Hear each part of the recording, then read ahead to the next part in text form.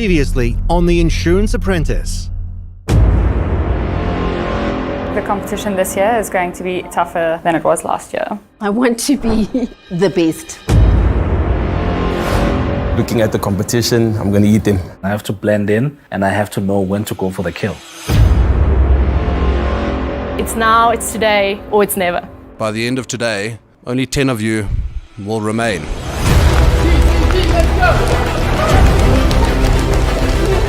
Well, it was my idea. I just have a tiny little problem with Tristan. I actually don't know what you are addressing. This is where now I have to be a wolf in a sheepskin. You're not on the same page. Shivani needs to just rein it back a little bit. We've got no presentation. We're going to fail at this task. Okay, so this is a bit of a mix-up. That is a business set for failure. Don't be hunted in this competition. I'm here to win.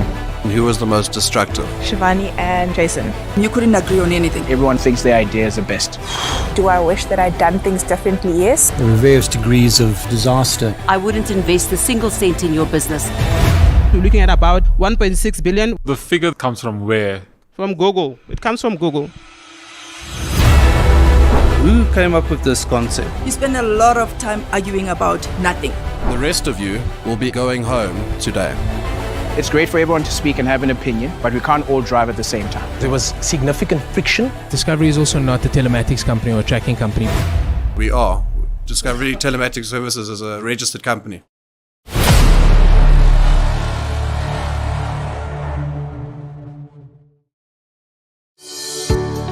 Insurance is a vast, a complex, yet fascinating industry. While the need for it is often overlooked, it constantly proves to be the pillar that stands to restore calm after chaos. This episode is brought to you by Aon, protecting lives and livelihoods around the globe. I'm your host, Nontutsugo Mhlungu, and we're on a quest to find the ultimate ambassador of the short-term insurance industry. Throughout the season, we'll see up-and-coming insurance professionals from across the country battle it out to become the insurance apprentice. From clashing characters to challenging curveballs and ruthless judges, the contestants will be tried and tested to their limits. This is The Insurance Apprentice Season 10.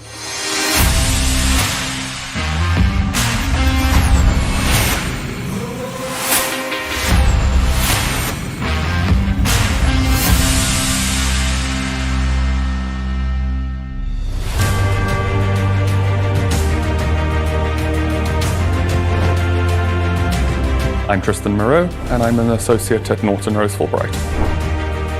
Hi, my name is Celeste Ryan. I'm from King Price Insurance and I'm a commercial claims specialist. My name is Jason Meisen, and I'm an insurance broker and certified financial planner at JVC Insurance Brokers. I'm Temwa Nyirenda. I work at Santam, and I'm a reinsurance administrator. I am Anifam Kize. I work at Ambledown Financial Services as a marketing and communication manager. My name is Kiba Fense Mukhoshi. I work for MyWayBlink. I am a support team leader there. Hi, my name is Nicoline Claassen. I work for IT Special Risks and I'm a portfolio manager in our partnership team. Hi, my name is Reynard Schnettler. I work at Hollard Insure, and I'm a business development manager. My name is Mandela Matigane. I work for Emerald Risk Transfer. I am the corporate property underwriter. My name is Shivani Keshav. I work at Kairos Risk and Insurance Services. I'm in claims and internal compliance. I entered the Insurance Apprentice because I feel like I have what it takes to actually make a difference in our industry. It's my 10th year in my career. It's my 10th year watching the show. My biggest thing in my business, in my career, has always just been to help as many people as I can, including my clients. And I do believe that I can win this competition just by helping people. I think I have what it takes to win the Insurance Apprentice 2024 because I'm the only one that doesn't work at an insurer or another broker. I have a very broad range of interests, which gives me a very broad knowledge base. I have what it takes to be the insurance apprentice because I am resilient and I adapt well to changes. I want to be a leader. I want to be foregoing. I want to forecast also, a lot in the future for the generations to come. I have what it takes to win the Insurance Apprentice because I think I have a great deal of insight into the industry. I've been fortunate enough to have experience in all three facets of what's in the insurance industry. What makes me different from the other competitors in the competition is that when I'm put under pressure, I don't buckle, right? I think I've seen a great deal of talent simply fail because they didn't know how to, do well under pressure. What makes me different than the rest of the competitors is the self-confidence that I know I'm going to win this. And I'm going to do everything in my power to make sure that I give it everything and not step back for anybody. I entered the Insurance Apprentice to set an example for my kids so that one day when I tell them to take a risk, they can see that I did it. Making it through to the top 10 for the second time, it's some sort of achievement that I can't explain. It's absolute elation. I know I've been an out-of-the-box thinker, being a dyslexic child and whatnot. I always have a different view, and I'm hoping in this instance it would benefit me compared to the others.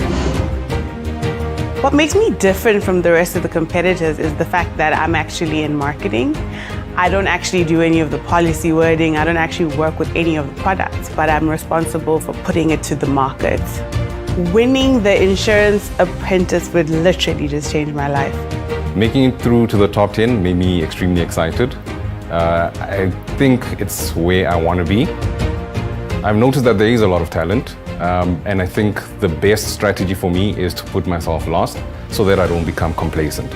That will give me the edge to make sure that I try and outpace and make less mistakes than my competitors. I entered the Insurance Apprentice because I wanted to affect change, challenge myself, and to also give myself the opportunity to improve my own knowledge and improve my career standing.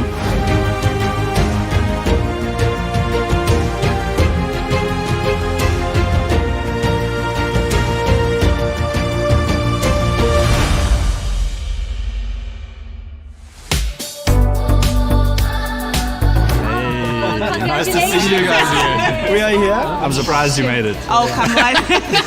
The silence in the room when they were about to announce was insane. I almost fainted, dude. I had to pull my handkerchief out, wipe the sweat off. I feel nervous. I feel anxious. I feel uneasy because I have serious trust issues. How are you guys feeling for the next round? I'm excited. You know what? We got through here, and I think that is something already. Any expectations for the week? I think just to be authentic and make sure that I give it my best so that if I end up going home that I know I'm proud of myself and that I did everything I could.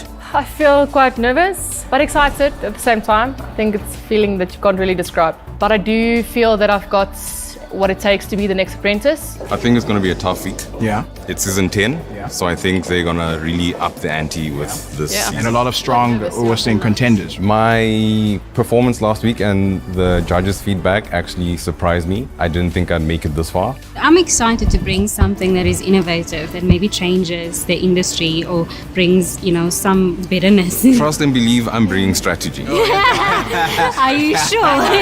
And remember, read the brief. Yes, highlights. I brought highlights. The brief. My strategy this week is just to be prepared, possibly just to hold back a little bit, let others do what they need to, and then step in when I need to.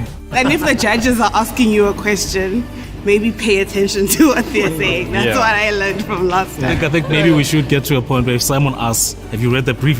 Have you read the brief? We have different personalities. You can't really say compare apples and oranges and bananas. It's just like a fruit basket with 10 different fruits that bring 10 different energies to the room. I think overall, from what I've seen before, Simon is a bit more nicer. Is not as terrible. But the Knox lady, I'm worried about her. Apparently they call it Gorilla, and I'm looking forward to seeing if they're really as harsh as people say they are. I actually saw Knox up there and I think my knees got weak a bit. Palms are sweaty already. Mom's spaghetti. I'm nervous. My goal for this season is just not to have Knox walk out on me. I think some people are intimidated by me. I think some people do see me as a threat, which they should. But ultimately, as long as that doesn't impede our ability to work together as a team. All right, guys, that's it. Good luck for the week. May the odds be ever in your favor. We're doing it. We're doing it. Apprentice on 3. 1, 2, 3. Apprentice! From networking to career advancement and personal brand development, the contestants reap countless professional gains by participating on The Insurance Apprentice. However, there is only one ultimate prize package for this year's winner. Let's take a look. This year's winner will receive a prestigious trip to Lloyd's of London, a dream holiday with vouchers from Bright Insurance, cash prizes from Tracker and Payton Personnel, and a full 90,000 Rand bursary from Milpark for education and career advancement in the insurance sector. They'll also receive access to elite business coaching sessions from Payton Personnel and the FSCA, along with numerous prizes from industry leaders like AIG, ICB, and more. Each week, the contestants will receive a task briefing from our episode sponsor. The contestants are then split into two groups where they have to work together against the clock to brainstorm and present their solutions.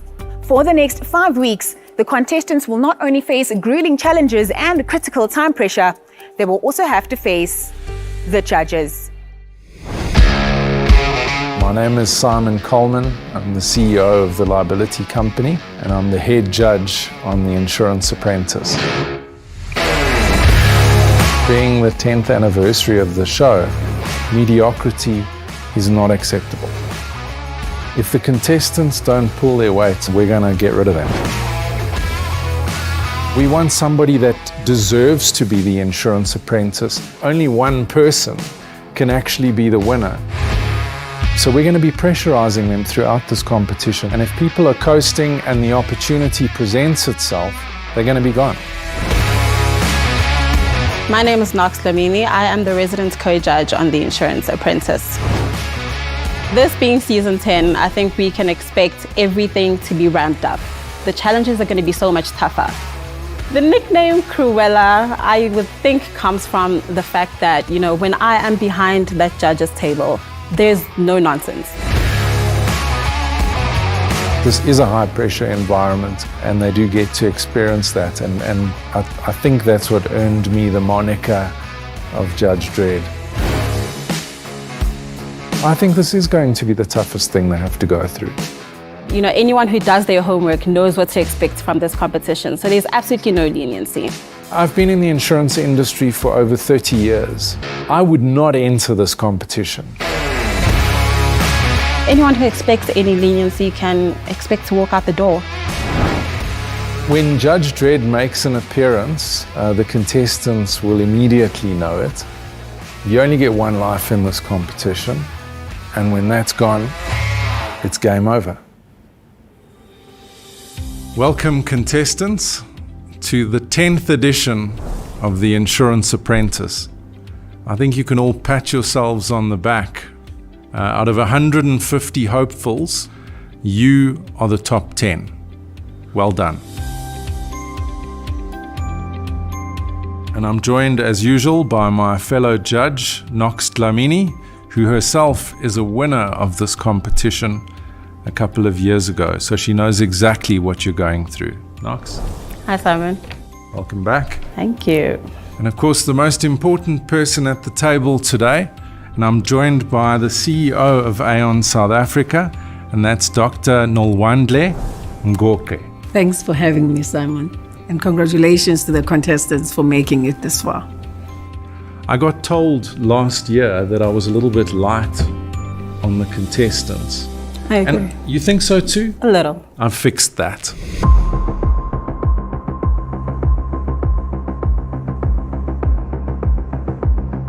If you think you can hide in the background until we get halfway through the competition, that cannot be your strategy. All you're actually doing is delaying the inevitable. The tasks are going to be tougher than they've ever been before. You're going to be challenged. There's going to be a lot of pressure put on you. If you want to make sure you make it to the end, you have to bring your best every single day. There can only be one winner of The Insurance Apprentice.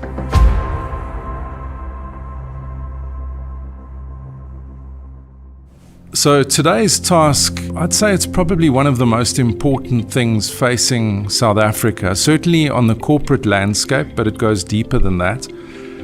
What we're going to be talking about is transformation and diversity. And I'm going to hand back to Nolwandle now just to talk us through it. Thank you.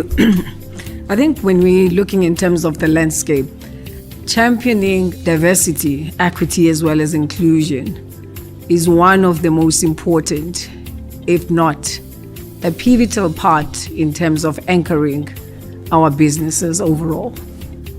For Aon, this actually forms an anchoring part of our strategy and principles. It's purely because we understand the importance as well as the benefits of an effective diversity, equity, as well as inclusion strategy. Thanks, Nolwandle. It's a great task. Knox, last words from you? Sorry, not last words, but maybe final words. Yeah, I have a lot to say. But for right now, contestants, there's a seriousness and a sensitivity to what has been asked of you today. And I really hope you grasp the importance of this task and you deliver. As young professionals currently, you're also not isolated from its impact.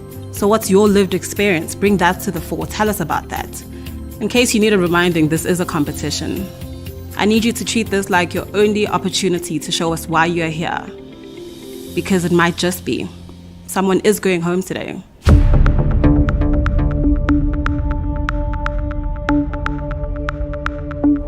Right, so you've been divided into your groups. Your time starts now. Good luck. Life moves forward to the beat of decisions. At Aon, we see a world increasingly impacted by the choices we make. That's why we shape decisions that protect and grow communities so we can all achieve our full potential. Our job is to provide clarity and confidence to every Aon client, making them better informed, better advised, and able to make better decisions for whatever the world needs next. Aon is in the business of better decisions.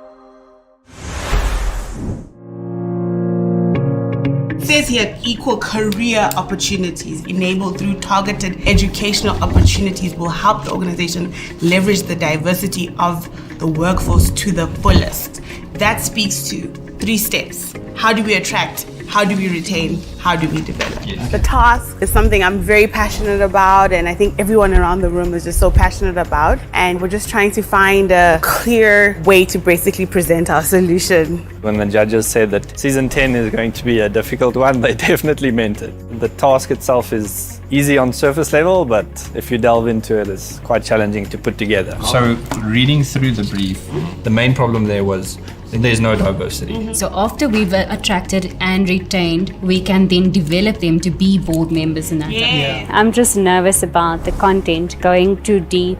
I think we can just simplify it and rather not go into such depths. First thing I want to ask you guys, just by a show of hands or a yeses, do you think we can touch on all, or do you think we should select a few? I think select a few. Yes. One thing that I want us to do now, so that we don't end up in a scuffle, let's get a team leader first. Any brave volunteers? I'm happy to do it, but I don't want to be a self-appointed leader. No, it's fine. I'm happy for you to take it. Being a team leader, you need to stay on top of your toes. Perhaps I should have taken, the position of the leader, but obviously time will tell. I think Mandy and I have very strong opinions and we both want to get our points across. But I do sense a bit of discontent that he's not the leader, but he is giving secondary leader vibes, which is good as long as he stays in his lane. So I made notes to try and see that we summarize everything, and it starts with the problem. So set the scene. Create an experience for the judges. I'm very good at that. It's actually quite an interesting challenge. I think it's been well thought of. It doesn't necessarily give you the answer straightforward. It actually allows for a lot of interpretations. But then you give them the solution in terms of that. Said much, that's why I'm trying to. If I'm looking at a business and I can identify with it, I'm not gonna buy into it. I look at it and I'm like, I don't think I want to be associated with those guys. Today is not going that well. But I think we have something that looks complex. Everyone wants to throw an idea everywhere, but what we're not realizing is the fact that we're not answering the question. So it says here, first heading, leadership support. We need a visible Role model. Yep. I'm not disputing those points. Yes. Right? Yeah. He's just Yeah, trying how to it fits get in. clarity. Yes, it's clarity because she objected. So I thought we're No, keeping I something wasn't out. objecting. No, I wasn't objecting. This to me is a very simple task, and it seems like we're overcomplicating it. Everyone is just throwing in a lot of information, and at times we're missing the point. So if we go into all of it, it'll be too complicated. So pick one, Yes. and then run with it. From there, we're going into the how, and that will be to attract, retain, and develop. And say this is That's the my first opinion. phase. I hear you. Or That's strategy. what I thought Yes. we were doing. I think Tim was cutting in every now and then, when someone actually has a great train of thought. It's probably just been because he wants to have his say, because we have so many voices. The point is, boards shouldn't be thinking about how many white people do I have, how many black Agreed, people do I have, how agreed. many women do I have. Sure, but how do you create a problem if you're not aware of if that's the it? approach But then they're taking, say they're gonna fail you have to do anyway. it different. Well, that's your opinion. That's your opinion.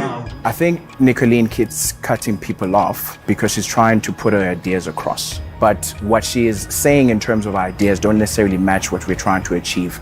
No. I'm not understanding what they're saying. Diversity based on gender, can bring its own strengths to the table. What I think the problem is with Shivani at the current moment is she's trying not to lose. That's where the problem is. Now you end up speaking over everyone to be seen, but then you're compromising the rest of the team.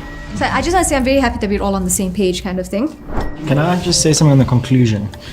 Our advice, and stick to the advice. Our advice is... In summary. Our advice, or something. But our advice is what we're putting forward in terms of the structures, right? I just go back, Rain. I think the strongest personality in the group has been Anifa, who's cutting all of us off. And even when we give her our points, she shoots them down without hearing the full context of what we're actually saying. You can see that she's passionate about what she's talking about. And then you have Jason, who's like, conclusion when we're busy with the body. Okay, so in my problem statement, I say these solutions are for your specific business. So it's not the widest, and then we break it down small. Okay, cool. Yeah, Jason is a threat. Normally we see him as a clown, but when it comes down to the work, he is on point with all the information and all the skill. There are a lot of cooks in the kitchen. We are trying to make this amazing meal, and there's too many chefs in the kitchen. So everyone wants to be heard.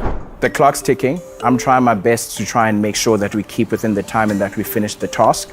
It is making me nervous. Hopefully we'll get it all combined and ready for the presentation to follow. Otherwise we're gonna fall behind. Guys, I think we're okay. Yeah. Happy with the slides? Yeah.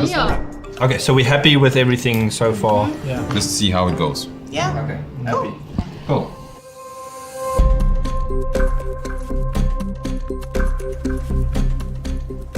Right, welcome back. I'm going to call you Group 1 unless you have a name that you'd like us to refer to you as. Yes, our name is Transcendent.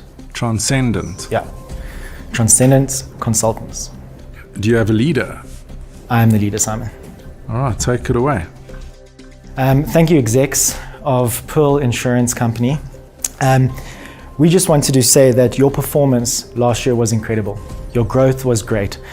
Your profits showed that your percentages are there. But were you not winning? And that is something that internally someone saw.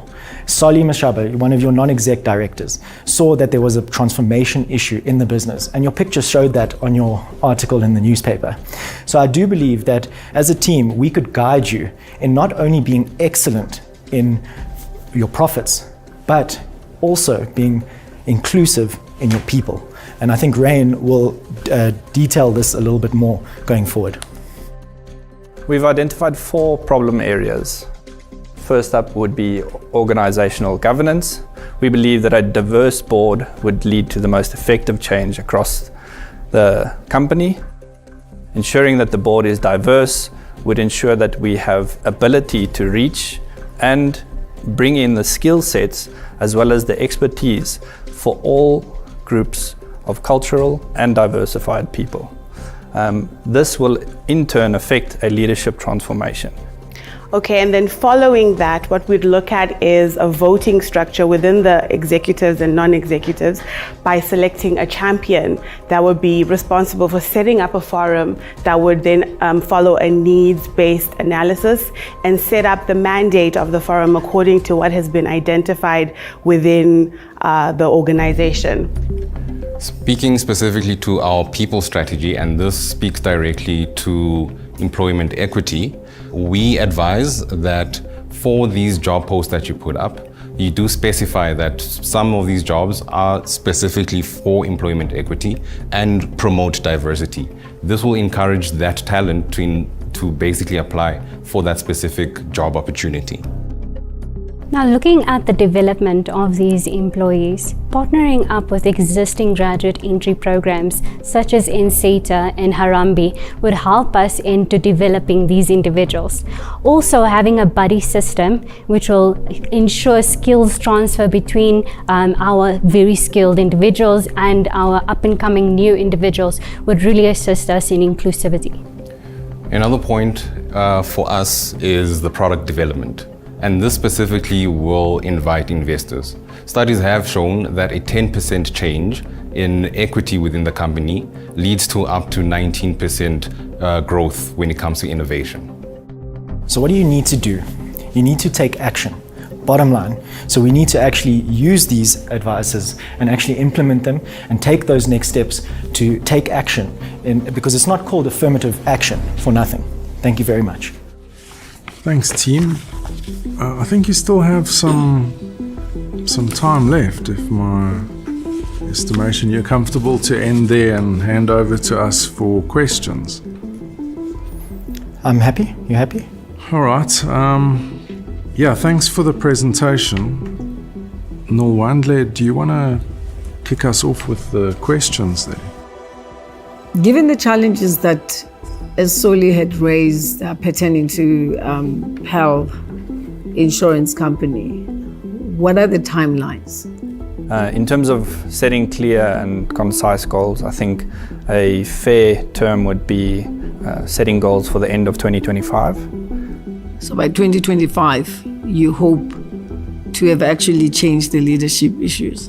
I think that changing a leadership structure is very difficult in that time frame. It will take some time to do it, but we can add to the leadership.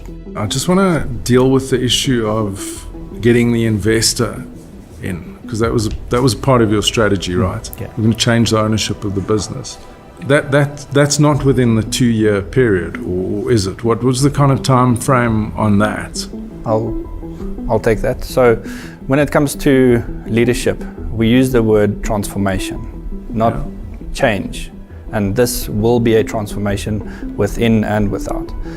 You're looking at business succession planning and business continuity, meaning that given and based on the photographic evidence as supplied in the article, most of the execs are well into their I feel like you've taken me to Cape Town via Botswana.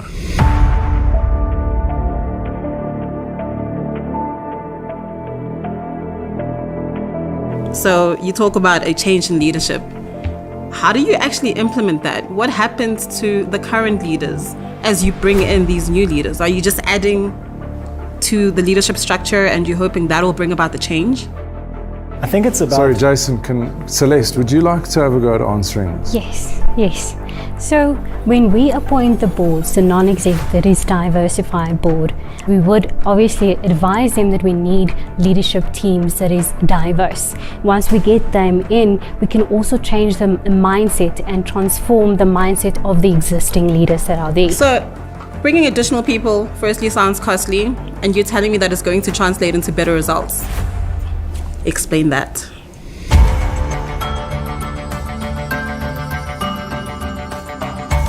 So it's an investment. Anyone else can take it. Thanks to this. Not Jason. Okay. I'll take that. So bring in diversity, right? That will bring better results because there is context that is not there. That seems like a bit of pie in the sky. I don't know how much thought you put into customizing it for this particular business, but it does seem like one of these things that everyone thinks can be implemented until you actually try and do it. Can I so what we were thinking was through the executives appointing a champion within the executive team, they would act as the champion of this forum. And within that forum, they would do a needs analysis and then develop like a mandate as to what they're going to achieve when, what are the tactics and what are the measurements within that time frame. You're proposing a massive change and you're changing people's lives without fully understanding or being explicit around the value that you want to bring.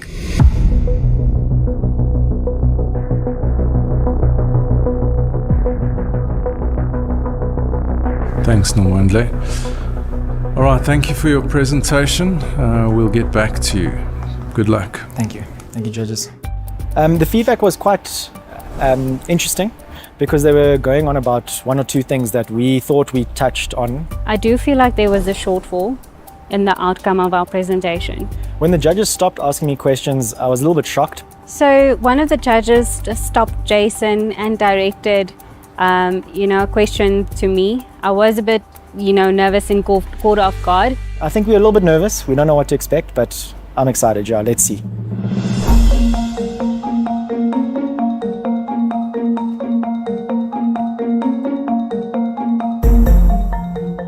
I'll refer to you as Group 2 unless you have a name that you've come up with. We've got Circle Advisory. Do you have a leader? You weren't required to have one, but have you chosen someone? Shivani. All right, take it away. Good afternoon, everybody. Like we've mentioned, our name is Circle Advisory, and today we're going to take you through a journey of facing the reality we live in South Africa today. If I can ask you just for a moment to close your eyes. Imagine that you are a career-driven woman, taking you back to the pre-COVID times where men and women worked from home. Now imagine you had a deadline, that you had to submit a report by 1 o'clock today, and whole week you've been asked to do things that are expected of you as a woman at home. Preparing lunches because your husband also has work to do. Your husband asking you, please can you just keep the kids quiet because I'm in a meeting. And then looking at the hard reality that 64 million women lost their jobs after COVID. That, ladies and gentlemen, is the hard truth. Now also imagine, in a different scenario, you are imagining that you are in a position in a call center that you have applied for an internal role over and over again, only to be told for the 5th time that you do not require enough skill to get into this position. Now, ladies and gentlemen, open up your eyes. That is the hard reality we live in within South Africa. Today, we're going to look at a few things. The first thing being the problem. Companies failing to create and implement sustainable transformation programs because they've got the mentality that just being profitable is enough. And that is going to fail in the long run. Thank you, Nicolene. When we look at legislation, we've already got the Employment Equity Act, and I feel we need to use it to its full potential. We are suggesting a proportionate approach which caters to exemptions and different requirements for these entities. This includes considerations towards turnover thresholds, ownership structures, business models, and attainment of specific BBBEE levels. On the note of transformation plans, I will hand over to Kebao, who will elaborate on our way forward. Thank you. So the first thing that we would have to do is to have Exco on a program where we can paint the picture of how diversity works and what it will do for Exco. If we can start it at Exco and go down with every line of management, it will be easy to roll it down to employees and have employees that actually come in and embrace that. Once we know that, then we know all of the gaps that are there, and then we can go outside and say we need different talent, we need to diversify our talent, we need to be more inclusive. Thank you very much, Geba. In finding out these solutions, we needed practical strategies for us to implement or for us to suggest to the board to implement. So first of those was to create compulsory educational programs to train middle to upper management, create annual sustainable D&E targets in line with business objectives, create development programs for both internal and potential young talent, ensuring that this is in line with D&I framework and targets. And this all needs to be done, and we need to include everyone involved in the company. A brief summation of our proposition today is essentially that a sustainable company is one that is diverse. It is diverse both in its company structure, but especially also in its workforce. And by having a diverse workforce, you have a multifaceted approach to the design of your products, which allows products that are more suitable to a diverse society that we find ourselves in. As they grow, you will grow. Nicoline. In conclusion, if I may ask you one last time to close your eyes. Just imagine you have just joined a new company where you've been offered a position that you've been fighting for the last 20 years. And in doing so, and being one of that 55% talented individuals, you actually get offered the same salary and equal pay. Now imagine you want to be associated with a company that is a pioneer in the industry, not just by legislation, but actually by wanting to implement change for the better of everybody. Thank you. You may now open your eyes. Thanks for the interesting approach. Nolwandle, can I hand over to you? You talk about sustainability. I like your closing. Pell Insurance is currently a profitable company. Tangibly, what is the value that will bring to Pell Insurance? If Pell Insurance continues the way it is continuing, in 20 years' time, there is going to be a very big decline, right? But once I am, let's say, what they call zillennials or 2000s, and I see this company that is inclusive, I will easily take my money there, and then we can go beyond the 13% profit share. And this is not just for now, it is for the future. So what would those time frames be? Sorry to interrupt. There's obviously two things you want to weigh up in this. You want to weigh up on the one hand the expertise and the experience that you do have. You don't want to cut that out without having that transferred. But at the same time, you need to be cognizant that at some point this will become a real problem. It will become a licensing problem, it will become a legislative problem, but it will also become a customer problem as you grow further and further away from what the majority of the customer base in South Africa looks like. And to add on to that, I mean, if really the change is uncomfortable, look at BlackBerry. What happened to them? They failed to diversify, had a great product, and they went under. Are you saying that BlackBerry failed because the workforce wasn't diverse? Do you foresee this going smoothly? You know, if this is all I have and you guys are telling me that I have to change, what's going to happen after these skills are transferred? Do you just, what's going to happen to this section of the workforce? Yeah, so on that note, I think our aim is to obviously direct our key focuses to Expo because it starts here. And once you start seeing the benefits, you're more encouraged to... Who's seeing the benefits? The business? You've outlined that clearly. Yeah. I'm asking you about the people in this business, guys. Can I also add? Who have to partake in this brilliant, wonderful plan that you have. It's not about saying we have to implement this, we have to comply by legislation. It's about saying, be a part of the change. But it all comes down to how you sell it. Guys, you work to earn a living, right? Are you proposing making these people obsolete? And if so, no. I'm asking you what happens to these people after the skills transfer? So unfortunately, sometimes we do have a model that we're working with. But at the same token, we need to know that there is transfer of skills and people are coming in and out of businesses. Siobhan, I feel like we're having the same conversation over and over. Okay, maybe I'll get to the point. Quicker, please. That would be amazing. As people retire or move on to different positions, we try to make sure that the succession is in place to move forward. But it's a very delicate situation because you can't tell well-respected members of our board to take a back seat. I'm not getting a good sense of your understanding of what is required.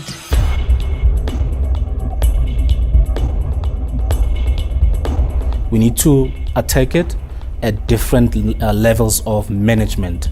You know, taking everyone, putting them in the blender and expecting it to work will crush the company. But if we start at the top, then we know that if there's tolerance at the bottom, they won't face any resistance. I think there's some repetition happening here, and we're actually out of time. So thanks for your presentation. Good luck. I was happy with the team. I think we worked well together. I think we had a strong team. The judges' feedback on our presentation was very confusing. It was hard to gauge whether they were pleased with us or just so displeased that they had not much to ask us. I do think Shivani did speak a lot over people. I think even Mandy in our group did the same.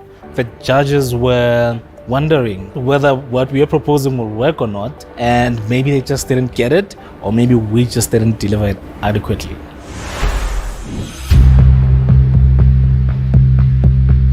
Nolwandle, for you, was there a clear winner today? Not necessarily. I think both teams had elements which actually addressed what was required, but I think fell short in some areas. Obviously, it's anxiety-inducing knowing the judges are next door, deliberating, picking which team was the worst team, and ultimately who's going home. I hated part of this group's presentation, and I hate such a strong word. They just kind of lost me right from the beginning, and I felt like I was in a bit of a bad dream. To be quite honest, I did as well as I could. I really hope the judges understood where I was coming from when I was speaking about future fitness, but hey, we'll see. For me, these two individuals didn't do as well in the presentation, and there've been reports that this person was being spoken over.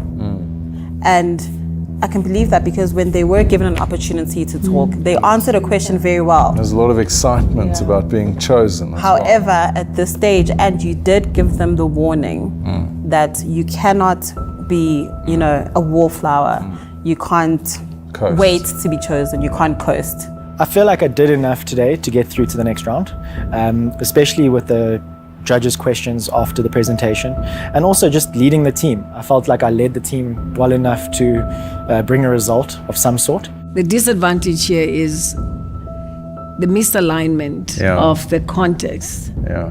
Look, I personally didn't like either of them. I thought that both presentations were poor. There was certain shortfalls that we had in our presentation. We could have expanded more and say why we were doing what we were doing. I'm actually tired of scraping for good points to assign. I'm sick of it. I'm sick of the fact that there is no clear winner. And you're right. This is the highest, level of the competition. I'm hoping we've done enough for today, but again, we don't really know what the judges are looking for, and I think in our capacity, we feel we've done enough. And I think these top 10 have come this far because of the potential that they have. And this was the moment to actually demonstrate that. Are we in agreement as to what we're going to do? Oh yeah. Yeah. We're good. Okay. All right, so let's get them back in here.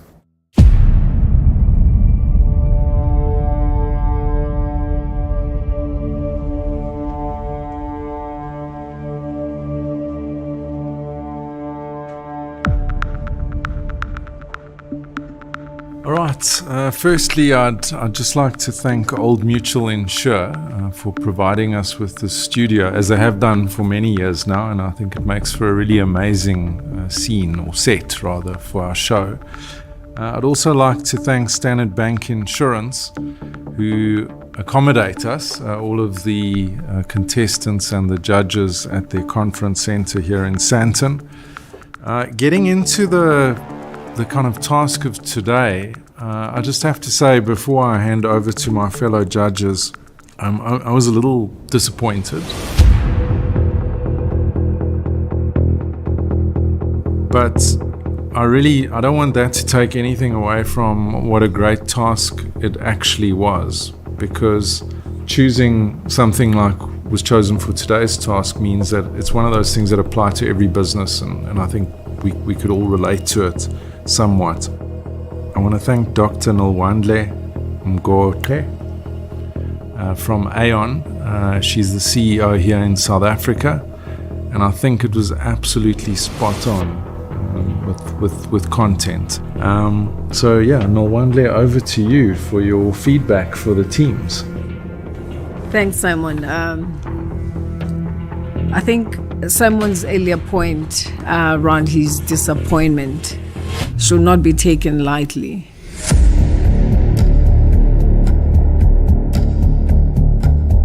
I think you did a great job when you were able to articulate the key elements required in shifting the dial, particularly to help Pell Insurance not only to be compliant, but to actually obtain the license to operate in our environment. I think articulating the elements, those principles, was very important. And I think what was missing, therefore, is unpacking the implications of those respective principles in sustaining the business as it is today. Thank you. Thanks, Nwandle. Knox? Guys, Simon said he was a little disappointed. I'm very disappointed.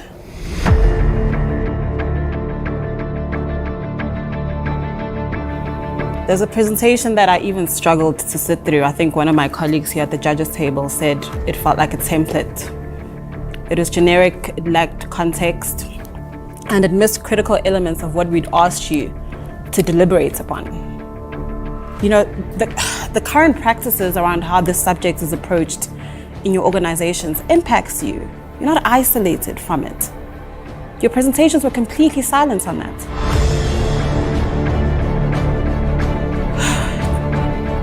Employment equity is not about displacing a group in favor of another group. It's about equal opportunity. It's about all the groups in South Africa and how we make a place for them, given what this country has gone through. There was a complete lack of regard for the real life impact that some of the solutions that you suggested and brought through would have on the people who would be affected by your solutions. That's it from me.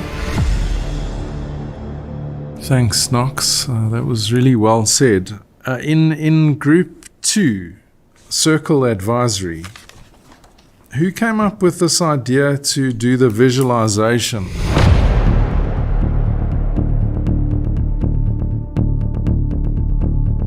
It was yours, Nicoline. Yes, I've actually, we did a whole course on presentations, and it's something I connected to. Probably not for everybody, but I always used it what I liked. Yeah, I have to say it was very painful for me to sit here with my eyes closed. And there may very well be, a place somewhere on this planet for somebody to do that kind of presentation. But I think in a business environment like this, it really didn't work. I felt like I kind of drifted off and then woke up and immediately regretted that it wasn't a dream. And I found it very difficult to actually focus on the content after that. So, please, I would never ever do that again. It was so difficult to pick a winner out of this.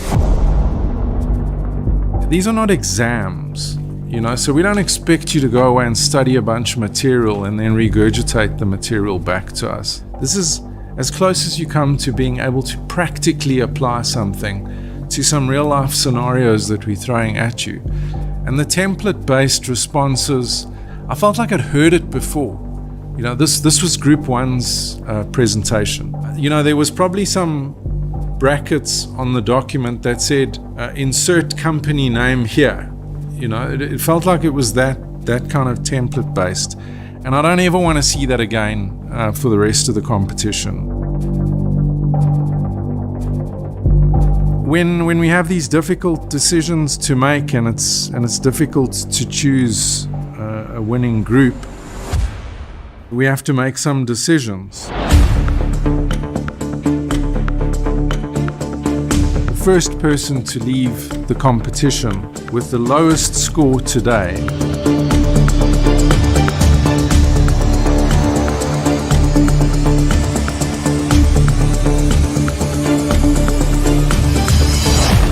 is Celeste. Celeste, you're dismissed.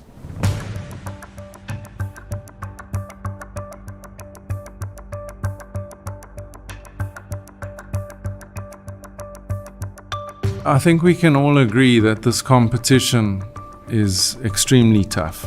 And you've heard it referenced before, 150 odd people entered this competition. And this is the top 10, now 9. And to see the competition getting to the point right at the beginning where we're scrambling around to try and find points so that we can try and identify a winner. We can't satisfy our sponsor of the task that day that there is a clear winner. That's really not the tone that we want to set for the rest of the competition.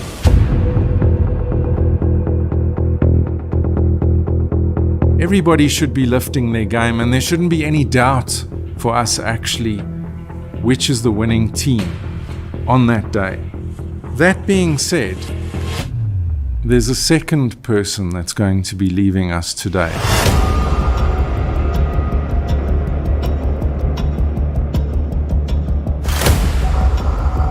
That is the first time in the history of this competition that we've had two people leaving us in the first task.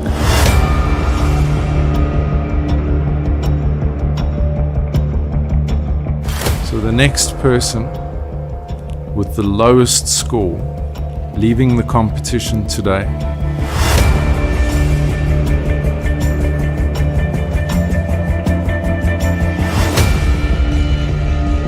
is Nicolene. Nicolene, you're dismissed.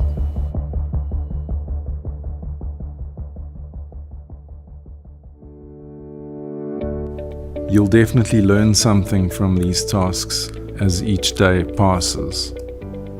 I want you to go back and think about today, and please make sure we don't have a repeat of any of these errors. Good luck.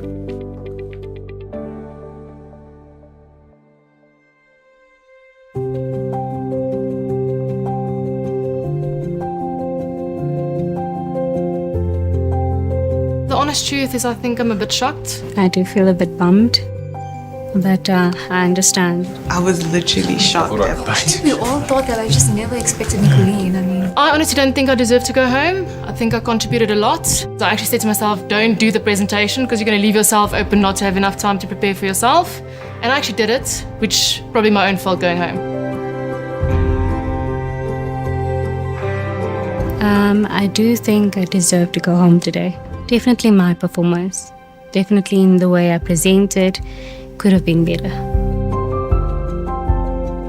Look, I think what probably happened is that it says he didn't end up listening to her. Also, right, that he took away. Yeah, so they missed anything that she said. Well, we all know that we can't visualize anything. So no closing eyes. Goodness gracious. It's meant to be, it's meant to be. If it's not, it's not. What was also clear from the feedback, though, is that yes, there was criticisms, but I think as a group, it felt like we did well. I think and we did stronger than the other group. Yeah. And not to and to take someone from us when we weren't the worst group. Bittersweet. Well, that's on our perception, you know. We work with risk, so there's every kind of possibilities that might happen. And for me, there was a possibility that I was going home today.